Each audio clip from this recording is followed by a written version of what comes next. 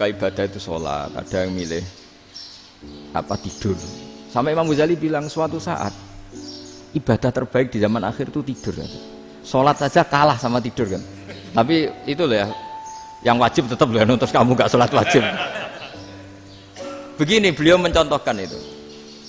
Ada orang sholat tahajud terus obsesinya itu ingin hajatnya terkabulkan. Sementara yang tidur obsesinya nikmati rahmatnya Allah, boleh tidur, bisa tidur. Kata Imam Ghazali, timbang kita tahajud terus nuntut pangeran aduk turu kan.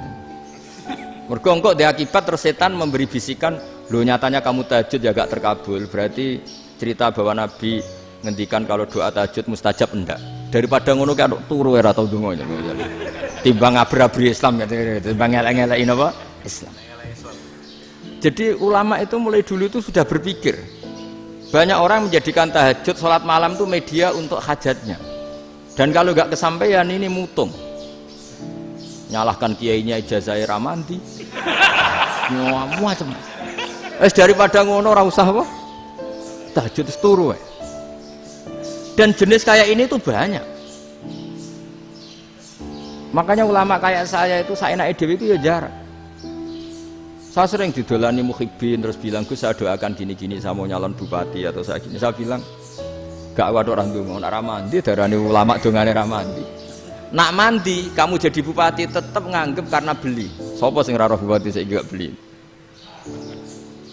Ribet kan? Ketika mereka jadi ngunsurkan doa kamu apa karena kemarin beli? Yang beli maksudnya, nggak beli nggak usah tersinggung. Jadi ribet ngadepin. Nggak artinya gini loh, doa itu jangan dipakai begitu. Kalau minta nasihat tak nasihati, jadi bupati yang baik, gubernur yang. Kalau minta doa itu resikonya. Akhirnya kiai kalau diminta doa ya doa, sebenarnya diisinya itu nggak doa kemenangan. Itu nggak selamat gitu. Karena ribet. Makanya Islam itu doa itu setelah iman. Aturan iman benar baru doa. Aturan iman benar termasuk Allah itu yaf'alu ma yasha, boleh melakukan yang dikehendaki. Allah enggak boleh terdikte oleh doa kita, enggak boleh. Ya saya ulang lagi ya, madzhab Hasan Asyadili ini khas kita. Jadi la ilaha illallah itu didahulukan sebelum istighfar. Tapi kebalikannya madzhab Imam Sanusi itu dibalik. La ilaha illallah itu kalimat yang sakral. Karena yang sakral dibutuhkan muqaddimah. Yaitu yang melafadzkan harus yang sudah bersih, yang sudah steril baru melafadzkan la ilaha illallah. Maka dalam madzhab Sanusiyah istighfar dulu baru la ilaha illallah. Nah cara madzhab Abul Hasan Asyadili kebalikan, istighfar itu sah setelah sahnya tauhid. Kamu ikut mana tuh? Asyadili apa Sanusiyah? Alhamdulillah sama-sama tidak paham, ya sudah. Akhirnya sudah, ya nggak kemana-mana kan. Jadi apa ya? Terus ini saya teruskan, ini biar khas pesantren atau khas NU lah, kalau bahasa Pak Rektor khas NU. Ini Ben sampean tahu beberapa perbedaan itu lazim, halaman 24 ya, halaman 24 sama 25 tak baca, ini masih orisinil. An Sufyan bin Uyainah, ini juga gurunya Imam Syafi'i.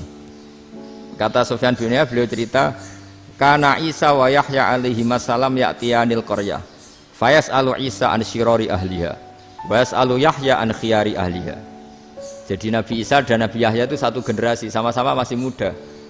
Kalau di satu kampung yang Nabi Yahya tanya, ini keluarga terbaik siapa? Saya mau nginap di situ karena kumpul orang baik itu nyaman. Kalau Nabi Isa kebalikan, keluarga terburuk mana ya? Saya tak di situ. Nah terus akhirnya faqala lahu Yahya lima tanzilu ala syirarin nas. Kenapa kalau kamu bermalam kok malah kumpul orang-orang yang nakal? Innama ana tabibun udawil mardo. Saya ini nabi, para dokter. Di mana-mana dokter yang ngumpuli yang sakit, ngobati yang sakit. Makanya di NU itu ya banyak kiai jazab mengumpuli yang nakal-nakal. Nak tepak yang ngentas yang nakal, nak ora tepak ya katut. Ini adu nyali lah sudah gitu. Tapi itu ada ilmunya, yaitu niru Nabi siapa? Isa. Kalau kamu dokter penelitian tuh cari daerah yang banyak pandemi apa yang bersih? Yang banyak pandemi, karena yang namanya penelitian ya di situ kan. Kalau kamu dakwah ngentas kemiskinan, ke daerah miskin apa daerah kaya? Nah sama, kalau ngentas kefasikan, ke daerah fasik apa daerah orang soleh? Fasik. Ya, tapi itu Nabi Isa. Nah kalau kamu tidak Nabi kan potensinya kan. Tapi setidaknya bahwa kita sering disalahkan karena punya beberapa tokoh yang ngancani fasek-fasek, itu sebenarnya ada dalilnya, yaitu Nabi siapa? Isa. Nah terus masalah tegas dan lunak. Ketika ada mahasiswa misalnya pacaran, boncengan lanang dan perempuan, itu pilihan kita apa? Kalau tegas, terus gak mau mendengar kita. Misalnya gini contoh gampang, tak beri contoh Pak D, jangan orang tua, nanti secara fikih itu beda. Nah ini kan kita orang pesantren, biasa ngaji fikih detail. Kamu Pak D seorang perempuan, mahasiswi misalnya, sering pacaran. Setiap ke situ sama pacarnya kamu diam saja. Padahal kamu dosen keislaman. Mesti pamanaan kamu nyimpulkan, ternyata pacaran itu tidak apa-apa. Buktinya Pak D itu tidak negur, menengai. Ini berarti as-sukut alal mungkar. Tapi kebalikannya, Pak D ini terkenal keras. Nak rono mesti ada aku ponaan. Akhirnya yura rono. Mesti ngerti nak mesti diamuk. Nah, dua orang ini sama-sama gagal kan? Yang lunak menjadikan ponakannya pacaran terus karena enggak negur sehingga dikira membolehkan. Sing keras juga enggak sempat bina wong rono era wani. Akhirnya dua orang ini sama-sama enggak ketemu, sama-sama enggak berkesempatan membina kan? Gagal membina kan? Karena yang keras ponakannya enggak pernah situ, berarti enggak bisa bina kan? Yang lunak membiarkan berarti juga ada bina. Nah, Islam itu antara dua itu. Ya agak terlalu lunak, enggak terlalu keras. Karena kalau terlalu keras, misalnya ada kiai terlalu keras, lu masyarakat mau tanya itu gimana?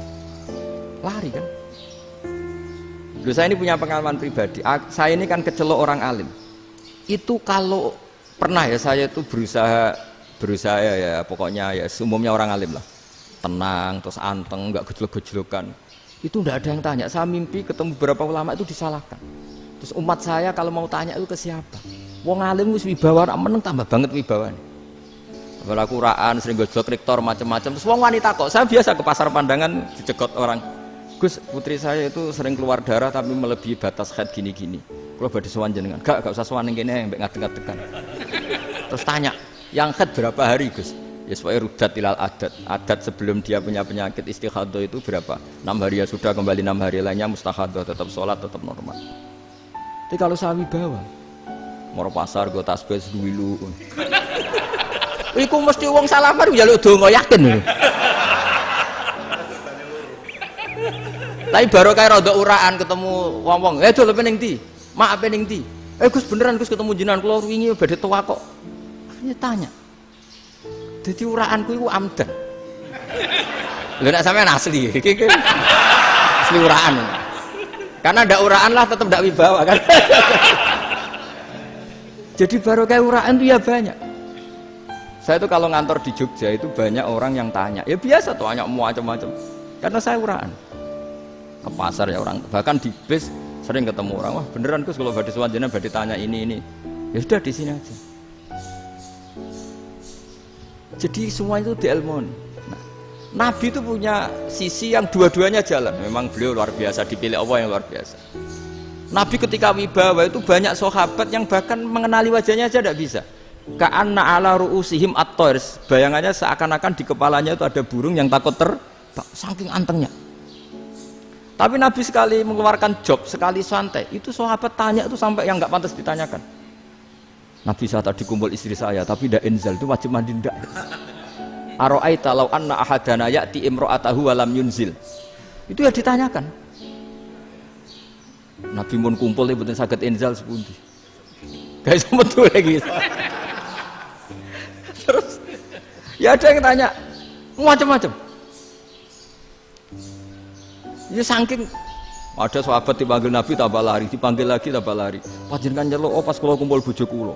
Lah kula kuwatir jenengan orang suci, saya belum mandi, makanya saya lari. Nabi ngendikan innamal mukmin thahir, ya nak masalah ketemu kiai ra apa-apa ijek junub. Penting kok nak salat kados sik. Tapi Nabi sekali pakai mazahirul jalal, tapi pakai wibawanya, itu orang enggak berani ngomong. Tapi sekali Nabi rileks, itu orang bisa tanya apa saja, termasuk halal yang enggak pantas. Lalu ada sahabat itu tanya lucu, tanya Maimunah. Maimunah itu ya cantik tapi sudah agak tua lah. Maimunah, ya umal mukminin, hukumnya ngambung bojo pas Ramadan piye? Wah gak roh aku, gak tahu diambung kan Nabi pas Ramadan. Tanya Saudah malah orang-orang diambung kalau Saudah itu kan wis tuwa itu. Lucunya istrinya dia jawab, tanya Aisyah yang mungkin Nabi. Iya, yang mungkin tanya Aisyah. Itu yang usul ya istrinya Nabi Maimunah.